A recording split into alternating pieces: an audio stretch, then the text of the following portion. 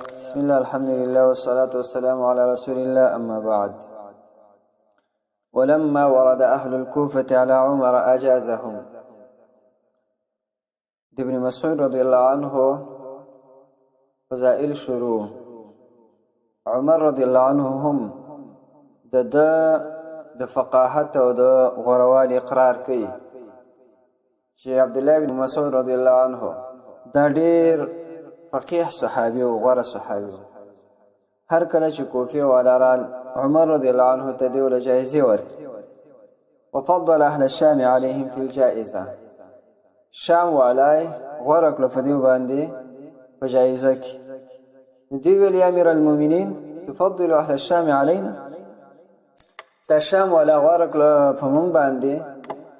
عمر رضي الله عنه تولي أهل الكوفة يكوفي ولو أجزعتم أن فضلت أهل الشام. أيتاسو كيلو وكلا لدينا شي ما شام ولا غرق عليكم كتاسبا لبعد شقتهم دواجه دا لروالي دا سفر دينا لديو السفر دير لرده بعد فكير حاصل معنا دا شي لبعد شقتهم دواجه دا لروالي السفر دينا لرنا راغلي. وقد اثرتكم بابن ام عبد. تحقیق ما تاسو غوړه کړی په عبد الله بن مسعود رضی الله عنه سره. تاسو کې دلته تاسو په دې واجبانه غوړه ما دا تاسو درلګلې اول د تاسو علم خیدا خلی علم دي. وقال عقبه بن عمرو عقبه بن عمر رحمه الله ما ارى احدا اعلم بما انزل على محمد صلى الله عليه وسلم من عبد الله. ما نه لیدل هیڅ یو کس چې هغه ډیر فوهوي په هغه څه باندې چې په محمد صلی الله علیه وسلم باندې نازل شوی د عبد الله رضی الله عنه نه دا ډیر فوهو په احادیث باندې او په قران کریم باندې. فقال ابو موسى رضی الله عنه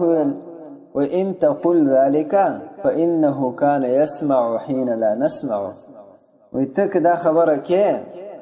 نو دا عبد الله بن مسعود رضی الله عنه چې دبا اوریدل په وخت کې چې موږ بنا اوریدل او يدخل حين لا يدخل او دا به داخلي په وخت کې لا ندخل چې موږ به نه داخلي دو. مقصد دا دی چې عبد الله بن مسعود رضی الله عنه په دې وجه باندې غټ عالم دی چې د کوشش ډیر کړی دبا احادیث اوریدل په دې وجه دا غټ عالم. دا روایت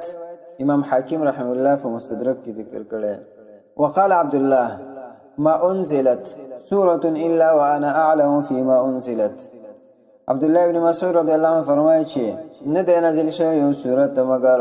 زه فهمه فاغز و فيما انزلت زه ډیر فهمه فاغز انزلت چې نازل کړي شوی دا سوره هغه بارک. ولو أني أعلم أن رجلا أعلم بكتاب الله أو كما تفتوى ولقيقي جيو سلال غدير فهذا الله في كتاب بني مني زمان تبلغه الإبل جاغيت وخان رسيقي لأتيت ونخام خازب ورسم أغيتا أو زبد أغينا علم يا دوما. وإذا طلبت علم ديركم. وقال زيد بن وهب كنت جالسا عند عمر دويش ذا د عمر رضی الله عنه سره ناستم. فاقبل عبد الله راغه فدنا منه دار نزدې شد عمر رضی الله عنه ته. فاكب عليه نصر احکت شو لګرامایل شو عليه دی عمر رضی الله عنه ته وکلمه خبر وسره وکړي بشيء شبارك ثم انصرف بها وفش. فقال عمر رضي الله عنه كنيف ملئ علما. دا لو خیدا چې ډک د علم ده. كنيف کې د تصغیر د تعظیم د فاره ده او کنف دا لوخي ته لیکي. مقصد دا چې د علم لو خیدا ده. دا روایت ډیر علماء ذکر کړي. امام احمد رحم الله په فضائل الصحابه کې ذکر کړي. امام مالك رحمه الله ذكر كلام موطاك. عبد الرزاق رحمه الله في مصنفك. طبراني في الكبير. وقال الأعمش عن إبراهيم إنه كان لا يعدل بقول عمر ويدبا نام ساويكو قول عمر رضي الله عنه سرا وعبد الله بن مسعود رضي الله عنه سرا د بل چا قول اذا اجتمع کله چې دا دوه یو زیران د دې دوه اقوال نو د دې دا قول دا د بل چا د قول سره نه مساوي کو فاذا اختلفا كان قول عبد الله اعجب اليهم کله چې با مختلف دی نو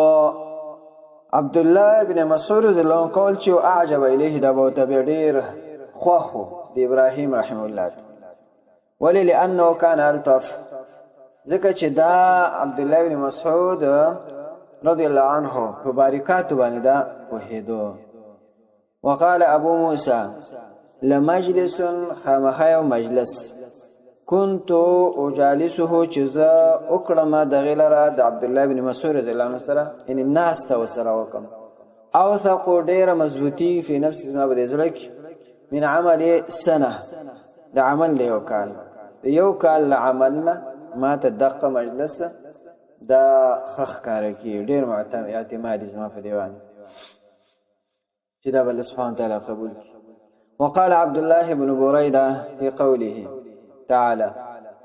في قوله تعالى حتى إذا خرجوا من عندك قالوا للذين أوتوا العلم ماذا قال آنفا داية كلمة دي عبد الله بن بريدة ولستو أو داية كلمة مصداق قال هو عبد الله بن مسعود عبد الله بن مسعود رضي الله عنه علم چې ورکړی شوی هغه څوک دی عبد الله بن مسعود رضي الله عنه دا روایت ابن ابي شيبه رحمه الله فخفل المصنف کې ذکر کړی ابن عساکر هم وقيل لمسروق رحمه الله تویلش كانت عائشه تحسن الفرائض اي عائشه رضي الله عنها ديت دا علم الميراث ورتخيادو دي ميراث مسائل نقال دي مسروق ويلي والله لقد رأيت الأحبار من أصحاب رسول الله صلى الله عليه وسلم وقسم فالله چې مالي دلیو اغا علماء احبار بل نسخه کې اخيار راغلي غوره د صحابه او د نبی عليه الصلاه والسلام نه يسالونها چې تاسو به کول د عائشه رضی الله عنها عن الفرائض دا میراث مبارک دا روایت عبد الله بن المبارك رحمه الله ذکر کړه په الزهد ابن ابي شيبه رحمه الله په مصنف کې ذکر کړه دارمي وقال ابو موسى ما اشكل نا د مشکل شوی علینا فهم باندې اصحاب محمد صلی الله علیه وسلم چې موږ د نبی علیه الصلاه والسلام ملګریو حدیث قط یو حدیث چرتهم فسالناه جمونگا تپوس کړی دا عبارت کې عائشه رضی الله عنها الا وجدنا عندها مگر مونږه بموندو عندها دغه سره منه دغه علم فدغه حدیث بددي علم دا روایت صحیح ده امام ترمذی رحمه الله ذکر کړی وقال ابن سیرین رحمه الله فرمای كانوا يرون ان اعلمهم بالمناسك عثمان بن عفان ثم ابن عمر بعده خلق شو دیو با دا غنلا چې یقینا ډېر په حال صحابونه په افعال د حج باندې هغه عثمان رضی الله عنه دی بیا د دین رستو هغه ابن عمر رضی الله عنه دی ابن عمر رضی الله عنه د حج په افعال باندې خفوه دا روایت په اعتبار سنسته صحیح ده ابن سعد رحمه الله في الطبقات كده ذكر كده وقال شهر بن حوشب كان أصحاب محمد صلى الله عليه وسلم إذا تحدثوا وفيهم معاذ وملګری د نبی صلی الله علیه وسلم کله چې ودی خبرې کوله او فدیو کې معاذ رضی الله عنه نظروا الیه اغه تبه کتل هیبتا له د وجد هیبت نه دا اغه نه یریدل دی هیبت په دیوانه راتلو فدي وجه اغته وکتل شهر ابن حوشب رحمه الله فدي بند علماء كلام دي وقال علي ابو ذر علي رضي الله عنه فرمای و ابو ذر رضي الله عنه اوعى علما دي علم خیات کړو ثم اوقع عليه بفاغه پس خله تړلې و په مزي باندې تشبيه د یوې بوجي سره چې بوجۍ کې غنم سره واچي او ورپسې خوله وتړي په مزیوان فلم یخرج منه شیئا نو فسنې ویستلی منه د دغې نه شیئا هېڅ یو شیزه حتی قبضه تر دې چې دا قبض کړه شو وفات کړه شو نو هغې پورې د دغې نه هېڅ یو شیزه نه دی ویستلی نه هېر کړی نه دی دې سره هم ډېر علم وقال مسروق قدمت المدينة فوجدت زيد بن ثابت من الراسخين في العلم قدمت المدينة زمدينة العالم فوجدت زيد بن ثابت ما بیا منذ زید بن ثابت رضی الله عنه من الراسخین فی العلم دا آغا راسخین فی العلم دا آغا علماؤنا چه آغیو سر مضبوط علم نو دا دا یوسو صحابو فضائل امام ابن قیم رحمه الله ذکر کړی دلته